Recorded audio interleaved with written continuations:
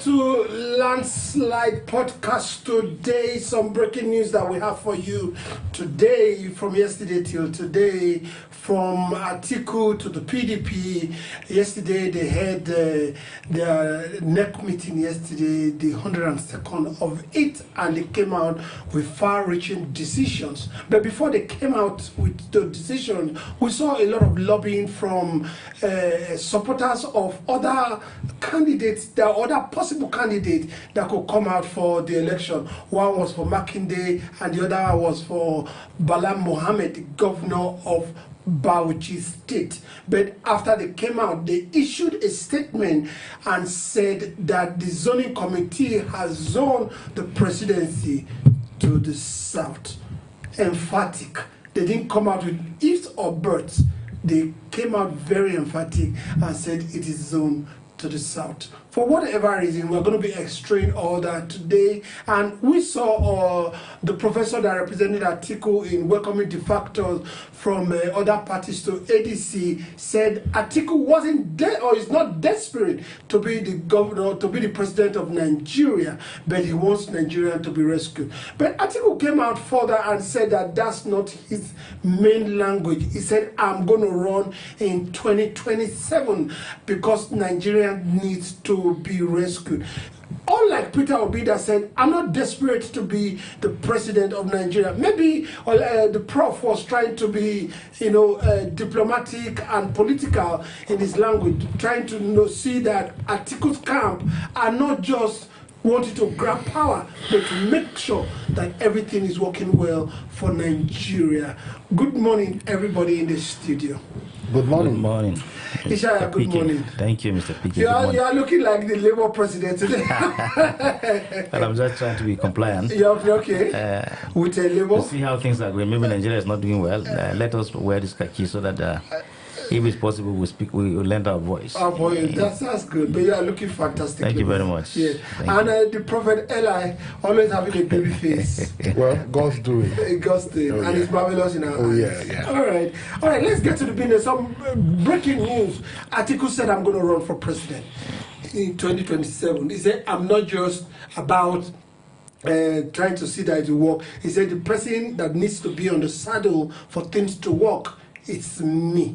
And I'm going to run in 2027. This fall against the backdrop of so many people saying that the North did 8 years. Why don't you allow the South to do 8 years? But Atiku thinks otherwise. Ishaya. Well, thank you very much. It's rather, I don't know what to say about this issue of Atiku. I'm just trying to give an illustration of a woman that I know very clearly that when she was alive, they say she lost money very well. And they say if she died, by the time she heard the shout money, she'll come back to life. So most likely that's the kind of notion Atiku has as a human being. Definitely, he started the struggle for so many years. And maybe he thinks that there's no way he will not become Nigerian president. It's unfortunate that he didn't get his own calculation very well.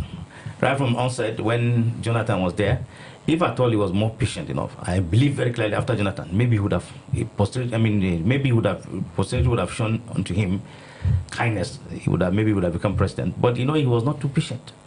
And secondly, again, he went and formed a coalition, and then the APC, they came in again. He came back again to fight against Buhari. Well, he had a good fight as at that time. Unfortunately, that was in 2019. He had a good fight. Unfortunately, it was between other Nigerians, the APC, and then Professor Mahmoud were the one. At least I can say that was exactly what happened. I expected after that he would have been more statement enough not to come out in 2023, but he decided to come again, and we saw the result. Hopefully, if he come back in 2027, it will be different. It's unfortunate that he didn't get his own calculation right. And I will not speak about him because maybe he has the reason why he has made up his mind to contest, or because maybe he has a notion that in future he become president. I don't know, maybe I'm just my opinion. But however, if I were him, at that age, 2 years, he will be back, then he will be 2 years. I don't think, what strength do you have? Because the strength of a man at 60 to govern Nigeria is not an easy task, talk less of 80. We saw what happened to Biden when he was 80. When you see flies, we run after flies. We run after because age was there and there was no stability. Is it what happened with Biden or what's even happening now in Nigeria? Sure, yeah, with their present president. Exactly. It is strength. Number one, you must be emotionally stable. The strength must be there, and you have composure. But at that age, it too definitely there's no way. Definitely things some of the notes would have been becoming wine that they cannot be functioning very well. So if I were to advise him, for the sake of Nigeria, for the sake of the future of our country, why don't you mentor somebody and give him that responsibility, and then become a statesman? God has helped him to become vice president. That's one of the second highest position in the country. I think that would be the best for me, my opinion, my advice to him. But if he does not want to go, fine, why not? It's a free destiny. He can go. Everybody's. If you look at the calculation permutation within the North, they said he has these. They will divide. I had listened to one of the that was talking yesterday in Arise, but I just believe that those are the people that will deceive him and go and put him into trouble. I wish him well. All right, permutations, gesculation, forecasting has come to an end. Will Atiku run? Will Atiku not run? Now it has put paid to all that and said, I am going to run in 2027. Eli. Well, we've been in and out of this for a very long time, expecting to hear from him and hoping, like some of us, I particularly have also mentioned this on different occasions. I was expecting by now, like my second year just mentioned, looking at age, looking at the fact that he has put in a lot of resources, time over, and expecting the same result which never came the way he expected, looking at time, looking at age, and then looking inward. At least he's a name, he's a force. I was expecting by now he should be able to, feel that maybe this is God's will, mentor somebody like he has rightly said, look inward, like I mentioned sometimes ago here, get a good Nigerian, someone that can take advice, because they say the words of elders are the words of wisdom. Should be able to have use his time, on earth, within the country, take a look at the younger people we have, pick somebody, mentor him, give him his support so that I can, be a figure. But he has come out to declare that he will contest. Excuse me. I expected him again, like I mentioned sometimes not too long here, to look from even his own home. Do my people still have that interest and confidence in my becoming president and delivering or rescuing the country, as they keep saying, want to rescue the country from the present administration? Should have been able to evaluate, the support, the grassroots support from his home state, Adamawa, from his governors, his people, and the Nigerians as a whole, and know if it was the right choice to still insist on coming out on board for 2027, knowing fully well that his age at that time, of course, it will be an age that by now he should have been, and then that statement would have retired somewhere, to be giving out a word of advice, encouragement to the younger ones to guide people. So by then he said, I am contesting come 2027. It's okay. Contest under what party? Because yes, we know, indirectly or directly, we know that he is fully, part of the coalition that moved into ADC, but he has not picked up their ticket or membership card, even as at the time he made his declaration. So the question now is this: is he going to contest under ADC? Is he going to contest under PDP? Is he going to? That of PDP is closed because he has resigned from the PDP. If you resign, have we not seen where Obasanjo resigned from PDP and still went back to PDP? No, he didn't go back. Since Obasanjo resigned, okay, fine. But can't Atiku go back to PDP? Is it? Well, that one is not even. What if he decides to go to APC? I think if I'm in position to advise Atiku, I will advise him to go and pick APC membership and then fight for primaries in APC. If he's able to get it in APC, then it means it's actually the will of God. Is on a very sad note, there is this polarization. They polarize the whole country. These politicians, they polarize us between religion. They polarize us ethnicity-wise. They polarize us between North and South. There is no stuff like the best person rules, irrespective of tribe, language, or whether he's from the minority of the minority of the minority. I mean, it's just, we've seen the polarization. It hasn't worked well. We see the North saying, oh, Buhari, say Buhari, say Buhari. Buhari came and made a mess. We heard of people that were massacred in Castina. I mean, you should have thought that since Buhari was head of state for 8 years, Castina should have been one of the most secured and developed states. But we didn't see that.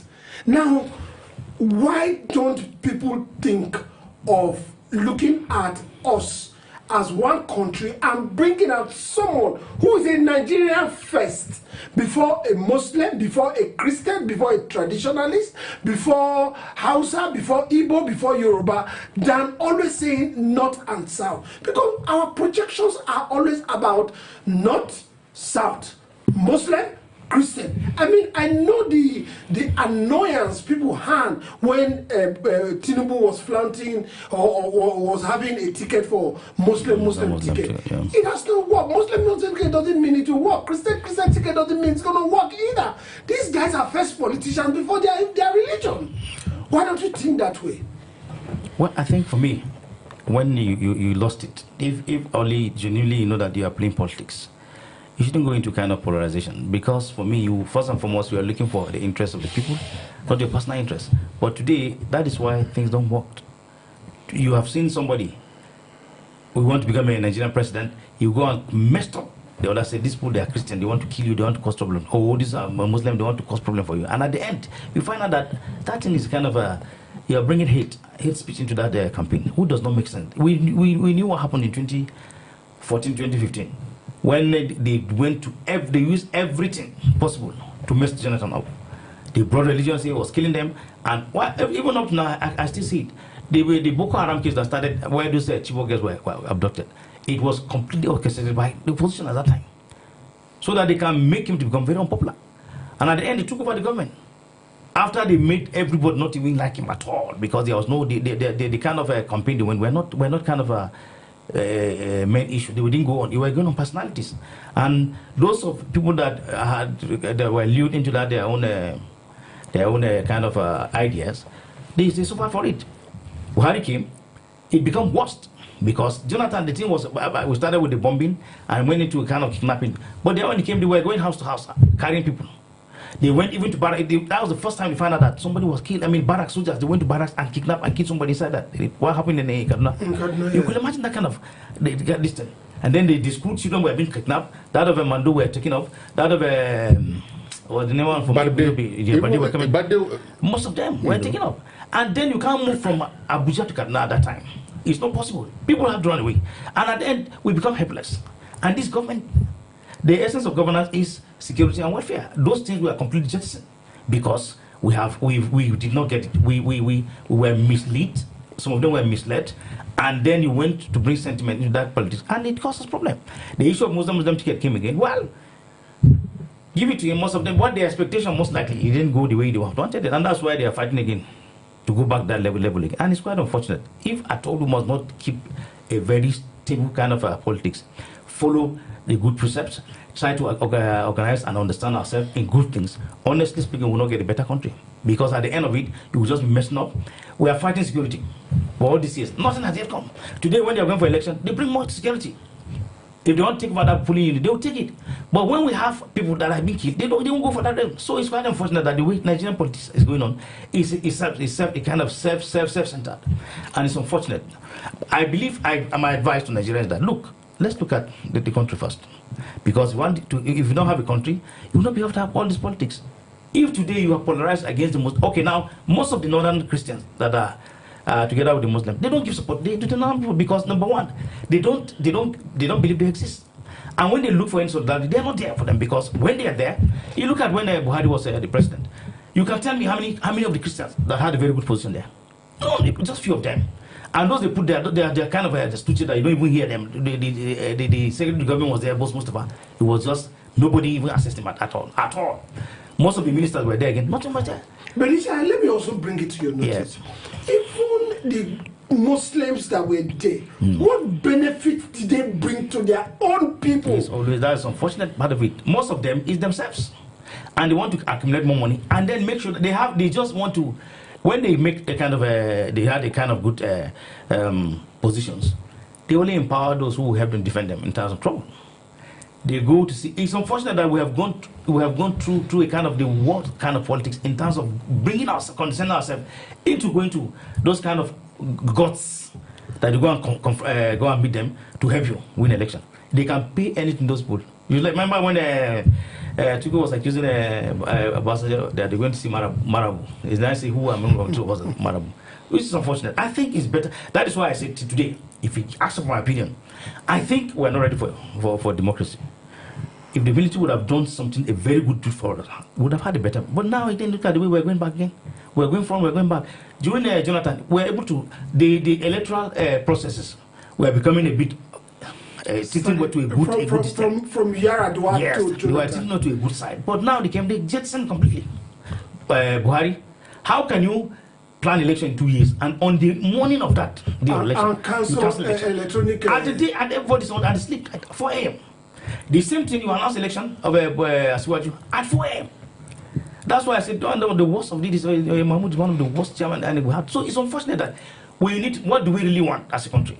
I think we better sit down and then, what do you really want? All right, Eli, let's look at it. The article we're talking about as I'm going to run, most of the time people they capitalize on the vote that is coming from the north, from northwest. That they said has a lot of vote from Kano to Katsina to Kaduna, Jigawa, and all those places. Then you join with it the northeast, then the north central, and most of these ones are the result of the fact that they are from the north. And that's what Atiku most of the time capitalizes on. Because right now, from the south, we have a lot of states taken from the south that used to be PDP enclave that are now APC. I think PDP only has one state in the northeast, southeast right now, and that's Enugu State. Then go to the southwest. The southwest has almost been taken over. We don't know where River State is. We know where Bayelsa is. Delta, Edo, Akwa Ibom, Cross River, they are all APC state now. So to a large extent, the vote there, Southwest, the same thing. So what is Atiku Abubakar leveraging on, right? Or where to get vote from, if not from the north? Using the same religion, ethnicity, and all that to try to woo people to vote for him. Well, if that is what he's capitalizing on, then it's a pity. Because I think even the North is becoming tired of Namune. Namune means our own. Yes. All right? Now, it has failed us severally and it's still failing us up to today. You see, when they came up with the issue of the Muslim ticket, there was full expectations that for Shettima to become the vice president, it was going to be like a 50-50 chance for both parts of the country. Tinubu's side, the south, and then even the north. But either you like it or not, to a very large extent, I do not see the Shettima as being very active in this government. All right? So you see, if Atiku is relying on the fact that we have 19 northern states, and he thinks he's going to get the entire northern state, then he's making a very big mistake. Because I do not see me here as a Kogi person, or as a Benue person, or as a Plateau person, or as a Nasara or Niger person, being controlled by my governor, or the political gladiators there, influencing my choice of who become my next president, knowing fully well that the same group of people that have been ruling us and still want to come back do not really have sincere interests of the North or the country at heart. You see, I think they are capitalizing on the fact that they've bastardized our system. which has to do with the INEC, has to do with the judiciary. Maybe they're still capitalizing on that they can use to manipulate and then declare results. But you see, if they will accept one thing, to refund our electoral system and allow the voice of Nigerians to count, even with the wickedness they are doing to Nigerians today, buying votes, 20,000, because they've made poverty like a thing that have come to stay. They make Nigerians to become extremely poor, and on the election day, they now come up with a spaghetti and 20,000 naira. I hope Nigerians will wake up and look. The volume of awareness today, the way people are becoming more interested in getting their PVCs, they should sit down and think. Are they getting their PVCs to be bought over with 20,000 or 100,000 naira on the election day, or they are getting it because they are becoming tired of the insecurity, uncertainty in terms of the food, cost of food in the market, embezzlement of public funds by few individuals, and it looks like the thing of the day. They should look into it.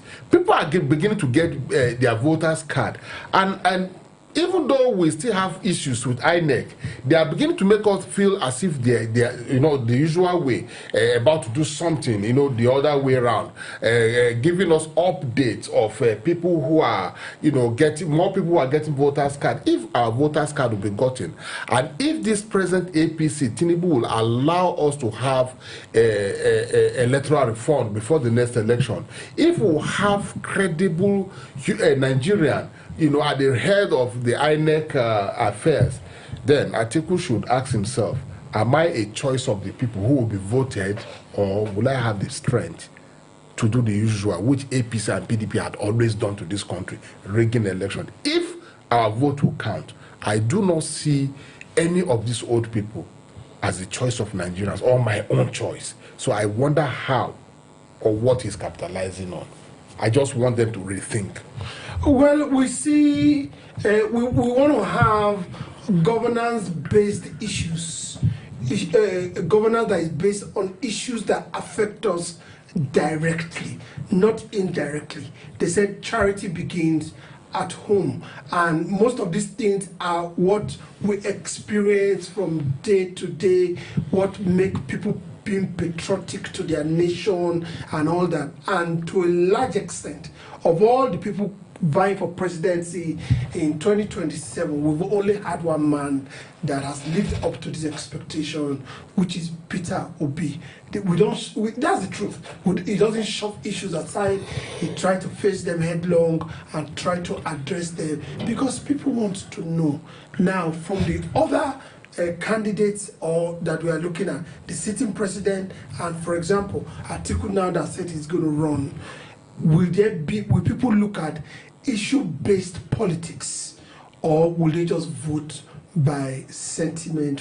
That's religion, ethnicity, and all that. The one that said Emiloko or Namuni, or what do you think that the electorate will vote by in 2027?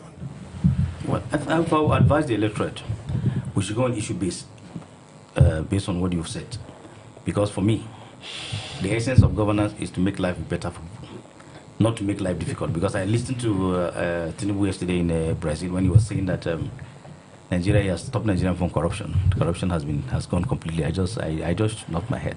Does it mean that we'll have conscience to speak like that? The issue of bringing people together and saying that I am going to help you because this is my people, they change my people. It is just mere gimmicks. There's not rhetorics. There is not. When he's good there, he becomes the worst of it. If Atiku goes there, it will be the same. That's why I said Peter Obi, in as much as I know if he's there, he should be able to, at least to a certain level, should hold him accountable, because I know he's not a flamboyant person, he's not the kind of this thing, he doesn't believe in this thing. He has a heart of Nigeria to a certain level. Most likely, the instrument that work with him, the organs that work with him must be the one that will frustrate him to a certain level. But I know when they see that the head is moving in the right direction, there won't be any. Definitely, everybody will sit up. In as much as you cannot get 100%, but if you can get it for 50% or 70%, I'm sure this years of wastage would have been much better to what we are seeing today in the distance. So I advise Nigerians that look, vote your conscience and vote what somebody that will do right for us, not people that will come and just display, collect money and sell out your conscience And at the end of it, you have nothing to benefit from it. You put us in perpetuity of suffering. No, a lot of the hospitals are not working, the roads are bad, everything is not working well, and at the end it becomes a problem. That's why I find out that when the workshop is quite idle, the devil enters there and then cause more problem for you. So I think it's better we just go on issue base and look at what will help us so that we'll have a better future. Okay, all right, let's shift away a little bit from the issues of or discussion on Atiku Abubakar. That's established now. He said, I'm going to run. He said, Nigeria needs a surgical doctor that will do justice to it. Well, we're yet to see that. The polls are going to decide that. Let's shift a little to the People's Democratic Party, the party that Atiku contested under several times, maybe 2 or 3 times, the party that he helped to form in 2008, and they won election, he became the vice president, but he has gone in and out several times. The party has been trying to grapple with its own issues eternally, and a lot of people have exited the party. People like Senator Dino Melaye, people like David Mark. These were founding fathers of the People's Democratic Party. People like so many of them that I can't remember right now. They've all exited the party, tendered their resignation, and now the party is trying to rebuild. The party is coming back. Yesterday they had their NEC meeting, the 102nd of it, and they had to say from the zoning committee that we are zoning the presidency to the south. And one person putting his head in the south to become the president is Seyi Makinde, the governor of Oyo State.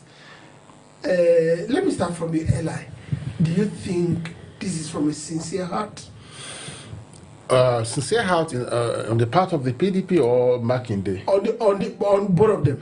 You see, either we like it or not, like we've mentioned, one of the major problems we've had in this country up to this moment is a dependency on certain group of persons and parties, which is like APC and PDP. These people have had power all this while, and we do not see sincerity of purpose of the country's interest at heart. Having said that, you look at Seyi Makinde. Who is he? All right, he is the present governor of Oyo State. Yes. These were the same people that championed the cause of Tinubu becoming our president in the first tenure. All right, he's from the same zone with Tinubu, and then we know very well that as it stands, if we have a very good opposition from another path, it could be divided this way.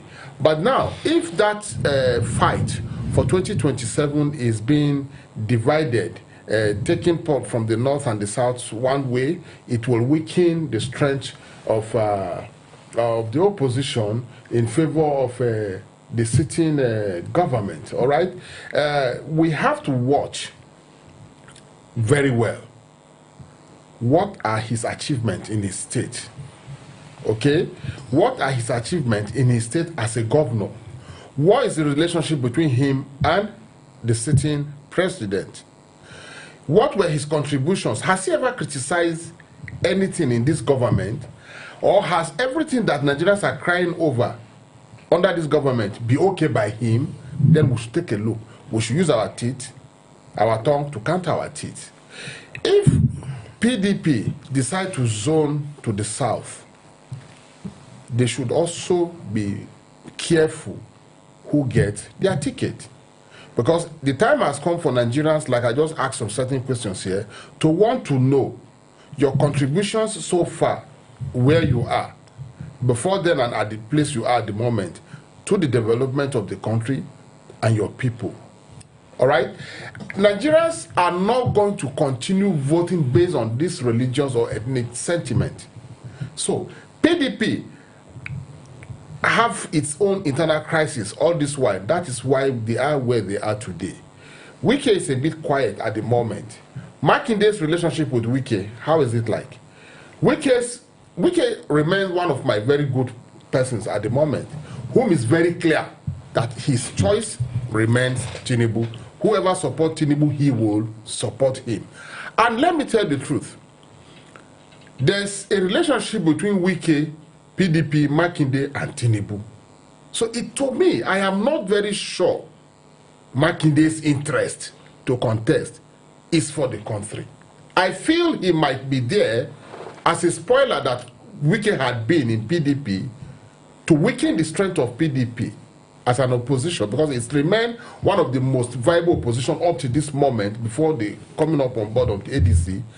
It might be another avenue of weakening opposition for APC. So we will watch very well. And thank God we do not have only PDP and APC or even ADC. We have other political parties, not less than 12, registered and recognized by INEC. Let this government just help Nigerians by giving us electoral reform. Because in electoral reforms, we'll have the issue of these people. I am sorry, but this is the truth. Stealing public fund and buying vote. Because you can imagine somebody whom they claim whose salary is not up to 1 million, is not more than 1.5 million. Where do they gather all these monies on election days to give to agents? You hear somebody carrying 100 something million, 300 million, not less than 500 people buying vote openly. All right. I will come to that. But I want us to dig deep and give an insight into some of the things Eli talked about. Let's look at the person of Seyi Makinde, for example. He's kind of taking interest in becoming the president of Nigeria. Number one, Ishaya, will a Yoruba man fight another Yoruba man? That's number one.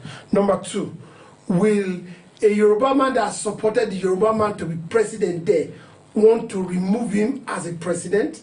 Number three, the same Seyi Makinde supported Tinubu through the G5, and the G5, are they gone, or they are just being silent, or they are walking underground? Number four, the wicked that he talked about, himself and Seyi Makinde, are they at loggerhead? What is the issue?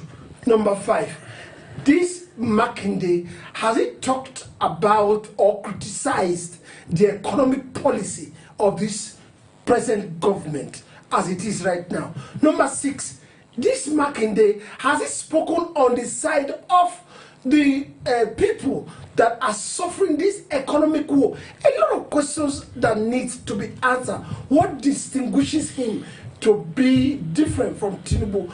And why don't we also think he's trying to collect the ticket of the PDP and come down later and say, I'm going to support Bola Ahmed Tinubu when the time comes to be president for presidential election? These questions. Well, you've said it's like you've said the questions and you've answered them.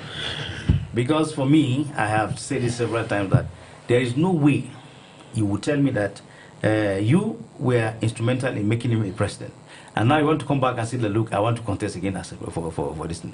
And you've not for one day criticized some of his policies that are anti-people. And you're coming about here, you want to take you are looking for the presidency by all means. And then, you know, that one thing with politicians is that they are very terrible. When they tell you something today, go home and wait again for the next action. Because when they tell you good morning, you have to watch and see the time. Because by the time they tell you today, this is what we agreed on. By the time they reach home again tomorrow, they will change their mind. Because a lot of people will come out, pressure will come and say, no, this one, no. And then you find out that you get lured into their own hypothesis and you may join them. It's unfortunate. For me, I believe very clearly that Seyi Makinde is just trying to play a kind of a game that we don't even understand. Because if he eventually got that ticket, at the end of the election, he will just say, look, he's not even going to campaign. Even the campaign, you won't hear him saying anything. At the end, he will say, look, go and vote for this thing. And what will you do at that time? Nothing. Wike and Seyi Makinde, they will just claim that they are fighting, but in all, what is inside is inside. They have someone saying the one that is inside is inside. You don't see. But the one you see outside is one you know. But in all sincerity, I know very clearly that there is no sincerity among that is ambition. If only the PDP will sit down and look at the verdict, I know they will do that. Because there are people, in PDP, there are people that have a good heart. There are people that love the country, they love the PDP. And they want a better administration. that are really very, very against the policies of Bola Ahmed Tinubu. Most of I know some of there's only few governors among all they did hear anybody talk, because they know that they are making a lot of good largesse on it. So when I hear that Seyi Makinde is coming, I just know that he's just trying to play Peter to rope Paul, and that's exactly what is going to happen. But it's unfortunate, and I believe very clearly that the elders of the parties will sit down and look at that critically and look for who genuinely, because I remember people the non-learners are still calling for.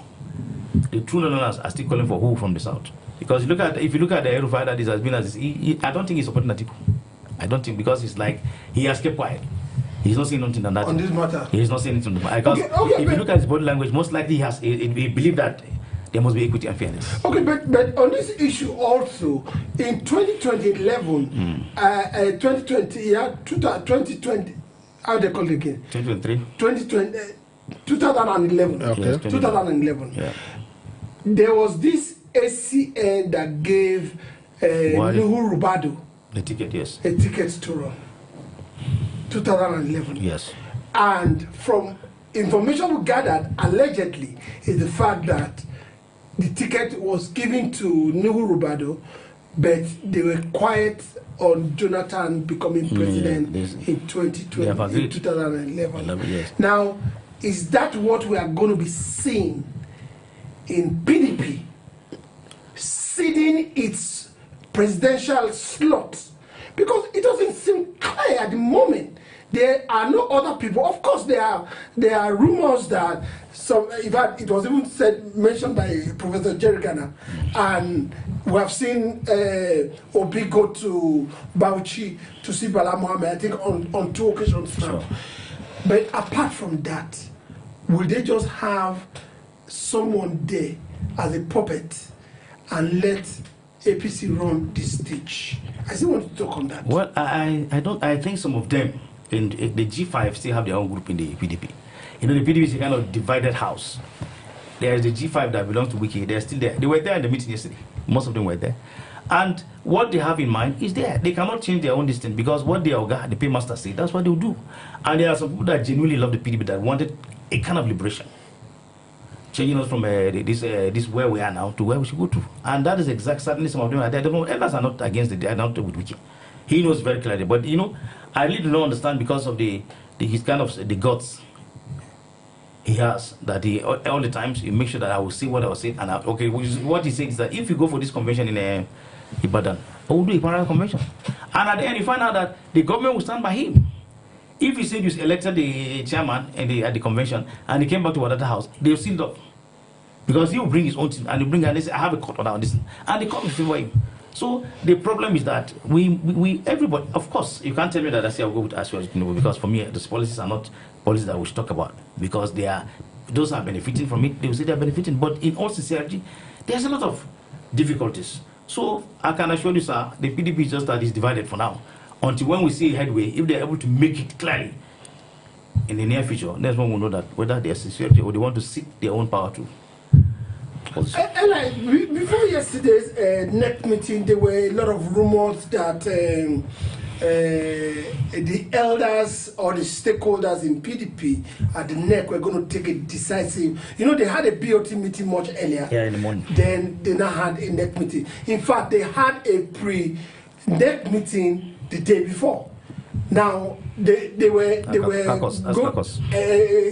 now there were other decisions that they were supposed to reach based on all the happenings, and one of it was the fact that they said they were going to suspend the FCT minister from the PDP, but we didn't hear anything like that yesterday. You see, when I saw the results of the meetings, you know, and their resolutions, I was also shocked, you know, because we all know that PDP have been having internal crisis, and it's not just Wike alone.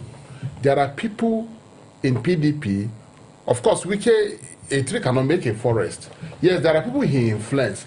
I was also expecting PDP yesterday to say, okay, this one's for this and this and this, who are causing crisis for the party. You are either suspended or you are expelled from the party.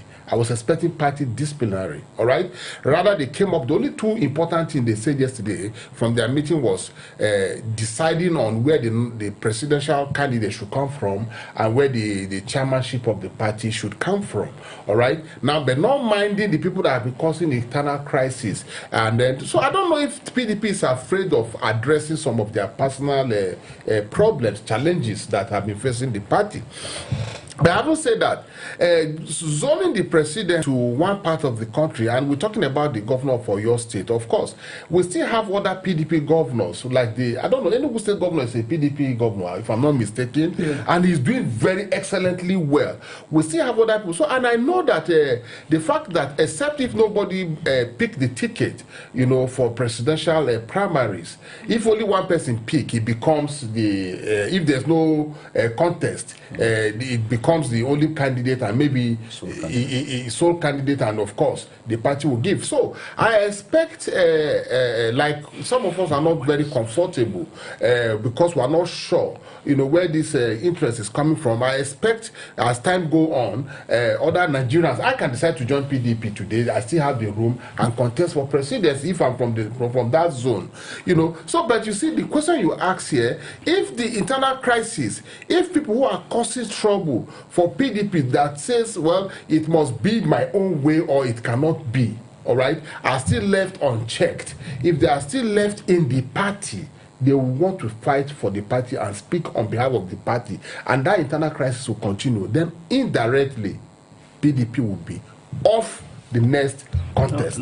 Sorry, I said what you talk about this internal party. You know, yesterday what happened played around that the secretary to the party refused to sign the letter to INEC for the convention. But however, he was prevailed upon yesterday, and he signed it because on the basis that they told him that we want to submit this letter to INEC. And if you refuse to sign the letter to INEC now, the law said that we can replace you with somebody. And that would have happened. At the end, he was able to sign the letter. They've taken this. And in terms of disciplinary, you cannot come one day and suspend somebody. There must be a disciplinary committee. Yeah, okay, you must go appear before the panel. You sit down, and they will call you, and you will explain the role you play in this thing. After that, that's when you submit the report. By submitting the report, then you will make your recommendations. They should be suspended, they should be expelled. But if you go one day that you were expecting us at yesterday to come this day, you know, that thing the way going to have. The two things they had was that they wanted to go for the convention, and then for anybody to sign the letter of the convention, the chairman, he must be a substantive chairman, not an active capacity. And the chairman. That was why they made the resolutions that they had to confirm him as the chairman of the party, and then the secretary again, they had to prevail upon him to sign that decision. And they have agreed that that convention is going to hold as at 15th of this thing. So suspending somebody in party, you can't just come and say, it's an error. There's a process.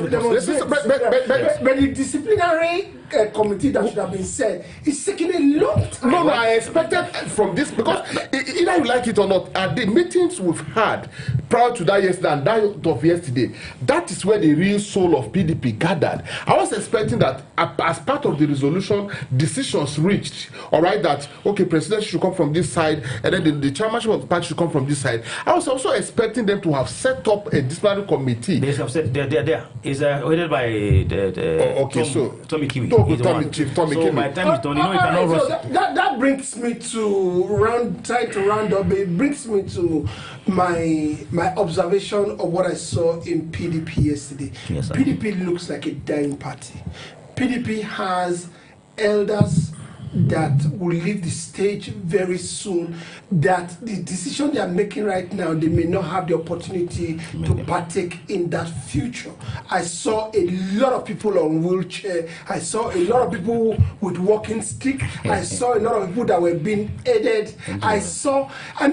These are people that have been in politics and in PDP for a long time, that they are taking decisions that they don't have a future to partake in. Because yesterday's meeting was an abnormal meeting. And that's why all of them have to be wheeled into that, so that we can make our own, show the nation that, look. But I didn't see much of younger generation. The issue is that some of them didn't come. One of the younger people that left the APC, some of us deliberately, I didn't want to go because I would have been there, but I just decided, look, it's going to be kind of rowdy distance. But I can assure you that the elders are coming out to see that, look, they had a very good, that's why they brought them yesterday for the purpose. And that's why those who are troublemakers, they didn't show the first time because they would have gone on them, hit on them. You can't hold us to ransom on this matter, or you can hold us hostage on the basis that you have a personal interest to achieve this thing. It doesn't work that way. So I can assure you that, look, let's wait and see for the next 2-3 months, because it's going to be the chairman for the next 2 or 3 months. When they go to convention, they will elect a new chairman. Hopefully, we'll have a vibrant chairman, because they would like to look for who will stand the storm and does not even care about gods, and I can suspend you at any time when you go around the distance. I'm sure some of them will sit up. Because I hear Larry this morning say that he has been vindicated. This is the best meeting they had for zoning the district presidency into the south. So we don't know whether you're Macron at the end or just kind of politics or play itself. And you know that, forget this, they know them as master game players in this politics. If they had made up their mind who they want to give on that distance, you will find out that they will do it. All right, these are breaking news that we have from the politics. We hope some comes up today. We'll be able to tell you more, and also as well matters that came up, in the politics. These things keep evolving, and we still keep seeing how the dot is settling. Of course, they also said that a lot of people that left the PDP to the ADC, they just found out that they entered one chance. And all these are so many other things that came up yesterday. So Condos was there? Yes, yeah, exactly. Condos was there. Because some of them said that they are still in PDP, but they belong to the coalition. I mean, all in a very... It can't be a man and be a woman at the same time. Exactly. It can't be a hermaphrodite. You have to be one. We'll keep you updated on this breaking news and also other matters arising. Before the end of the day, we'll give you some other news that are breaking. Thank you guys for coming around. This is still a Landslide podcast. We'll be right back.